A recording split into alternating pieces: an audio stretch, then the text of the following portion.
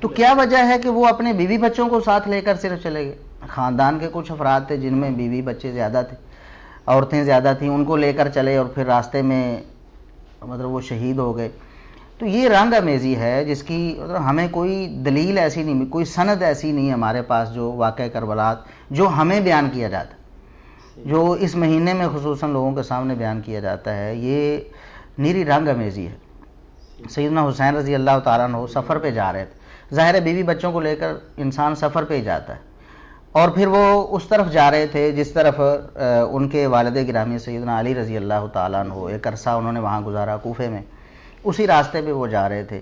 اور راستے میں کیا ہوا ہے کہ کچھ لوگوں نے انہیں شہید کر دیا۔ انہوں نے دیکھا کہ آ رہے ہیں اور نہتے ہیں، بیوی بچے ساتھ ہیں، اکیلے ہیں، ہمیں ایک موقع مل رہا ہے، اس کو انہوں نے اویل کیا اور سیدنا حسین رضی اللہ تعالیٰ ان کو شہید کر دیا، اور الزام پھر اس خانوادے پہ لگایا جس کو وہ بدنام کرنا چاہتے تھے۔ سیدنا معاویہ رضی اللہ تعالیٰ عنہ سے سیدنا حسن رضی اللہ تعالیٰ عنہ صلح کی، تو ایک گروہ ایسا تھا جسے یہ پسند نہیں تھا، اس کے ہاتھ پہ اللہ اور اس کے رسول کی بیعت کی ہوئی اور وہ توڑی نہیں ہے۔ سیدنا حسین رضی اللہ تعالیٰ عنہ کی شہادت اگر اس کے ہاتھوں ہوئی ہوتی تو عبداللہ بن عمر رضی اللہ تعالیٰ عنہ تو اس بیعت کو فوراً توڑ دے۔ یہ ایک اس کا پس منظر پھر جوڑتے ہوئے ظاہر ہے کہ کچھ لوگوں کا مقصد ہے کہ نبی کریم صلی اللہ علیہ وسلم کے جو جانسار صحابہ تھے ان کے بارے میں لوگوں کو بدظن کیا جائے۔ پھر جب وہ ایک شخص پر الزام لگاتے ہیں، پھر ان کے والد گرامی سیدنا معاویہ رضی اللہ تعالیٰ عنہ، ان پہ بات آتی ہے کہ انہوں نے اسے نامزد کیا تھا۔ لوگ بھی حضرت حسین رضی اللہ عنہ کو یزید کا دشمن بنا کے، مخالف بنا کے پیش کرتے ہیں۔ ان لوگوں سے میں کئی سالوں سے ایک سوال کرتا آ رہا ہوں، لیکن آج تک کوئی بھی شخص اس کا جواب دینے سے عاجز ہے۔ ایک بار پھر میں آپ کے سامنے یہ سوال رکھ رہا ہوں، اور آپ پوری دنیا کے جو بڑے بڑے اسکالر ہیں، علامہ ہیں، جانکار ہیں، سب سے کانٹیکٹ کیجیے کہ آپ احادیث کا پورا ذخیرہ چھان ماریے، تاریخ کی ساری کتابیں کھنگال ڈالیے، اور صرف ایک روایت صحیح سند سے ایسی پیش کیجیے جس میں یہ ذکر ہو کہ حسین رضی اللہ عنہ نے یزید کے خلاف ایک لفظ بھی کہا ہو۔ ان کو اگر اسلامک ہسٹری ذرا سی بھی پتا ہو، اہل سنت کی ساری تاریخ کی کتابیں اٹھا کے دیکھ لیں آپ، البدایہ والنہایہ جسے تاریخ ابن کثیر کہتے ہیں، تاریخ طبری اٹھا کے دیکھ لیں، تاریخ ابن خلدون اٹھا کے دیکھ لیں، ابن عساکر اٹھا کے دیکھ لیں، سب میں ڈیٹیلز موجود ہیں، اور وہ فٹ ان بیٹھتی ہیں بخاری مسلم کی حدیث میں وہ حدیث بھی اس میں میں نے لکھی ہوئی ہے کہ کوفے کا گورنر تھا نعمان ابن بشیر، صحابی رسول صلی اللہ علیہ وسلم۔ جب حضرت حسین علیہ السلام کے بارے میں پتا چلا یزید کو کہ یہ آ رہے ہیں وہاں پہ اور کوفے سے یہ ایک قیام کریں گے اور دعوت حق لانچ کریں گے، سب سے پہلا اس نے ڈیسیژن کیا کہ نعمان ابن بشیر کو کوفے کے گورنری سے ہٹا دیا، یہیں سے اس کی 2 نمبری شروع ہو گئی ہے۔ ٹھیک ہے، یہ کہتے ہیں پروف دیں، پروف آپ کو پتا ہے کیا ہے؟ اس لیے کہ نعمان ابن بشیر صحابی تھے، ان کو پتا تھا حضرت حسین کے ساتھ تو میں کوئی نیگیٹو نہیں کر سکتا، تو نرم رویہ رکھتے تھے۔ اور عبید اللہ ابن زیاد کو اس نے بھیجا۔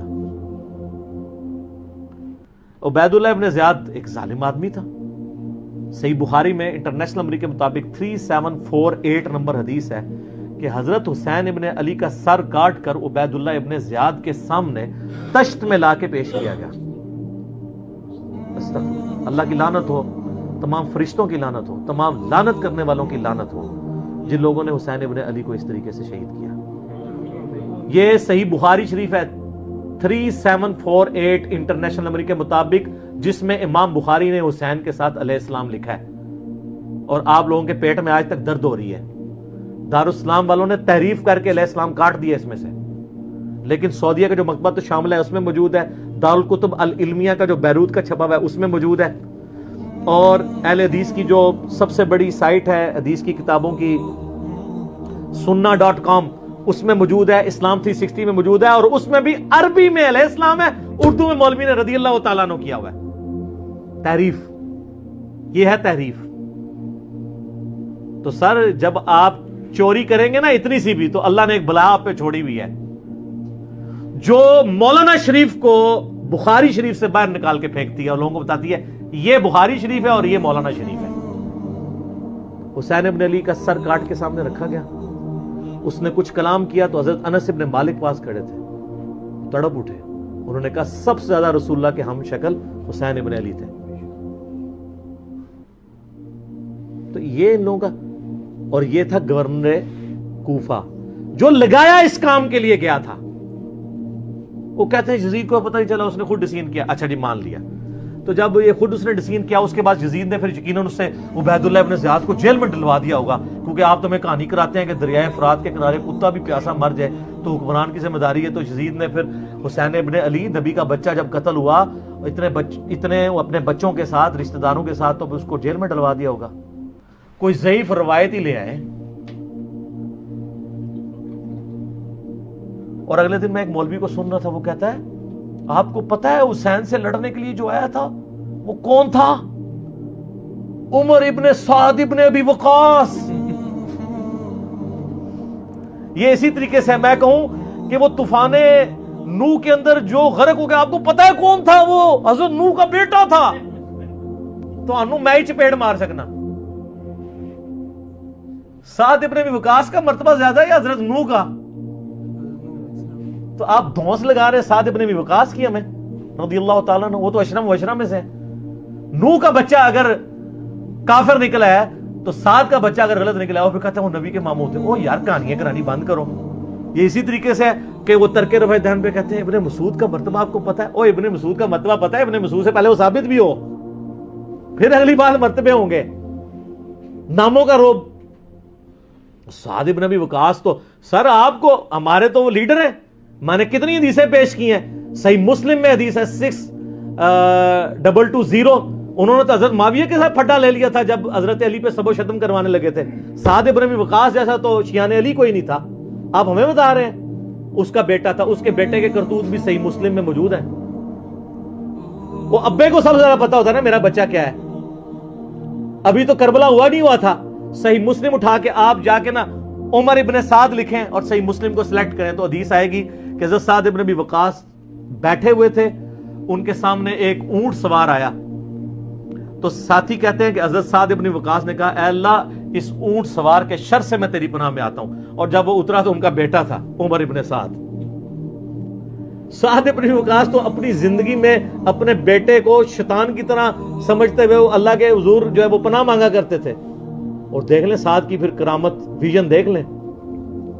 اور وہ آگے کہتا ہے ابا جی سارے لوگ خلافت میں آپ بھی کوئی حصہ لے لیں, کوئی گورنر شورنر بن جائے. شروع تو ہی لالچی سی اور اسی کو رہ کی لالچ دی تھی. میں بتا رہا ہوں تاریخ اسلام میں جو جو باتیں ہیں نا آل امیہ کی بدماشیوں کو ہائی لائٹ کرتی ہیں, فٹ ان بیٹھتی ہیں بخاری مسلم میں. یہ لشکر لے کے آیا تھا حضرت حسین ابن علی کے خلاف لالچ میں. اس کا اثر کیا ہوا بعد میں؟ تو یہ پورا پلان ہوا تھا. اور اگر کہتے ہیں نہیں یہ حسادی طور پہ ہو گیا تو بعد میں پھر سزا دینی چاہیے تھی, کوئی سزا نہیں دی ہے. الٹا اس کے اوپر آپ کو پتا ہے مدینے والوں نے بیعت توڑ دی تھی یزید کی. حالانکہ وہ پہلے بھی تلوار کے زور پہ لی تھی حضرت معاویہ نے رضی اللہ تعالیٰ عنہ. ہم تو رضی اللہ عنہ ہی کہیں گے, ہماری مجبوری ہے. سانو نبی دا منہ ماردا ہے, تو انو نبی دا منہ نہیں ماردا. تسی آج تک یزید دی وکالت کر رہے ہو, لیکن ہم صرف نبی علیہ السلام کو دیکھنے کی وجہ سے احترام کرتے ہوئے رضی اللہ عنہ کہہ دیتے ہیں. یہ فرق ہے علی کے شیعہ میں اور معاویہ کے شیعہ میں. علی کے شیعہ پھر ایسے ہوتے ہیں, شیعہ پولیٹیکل ٹرم. تو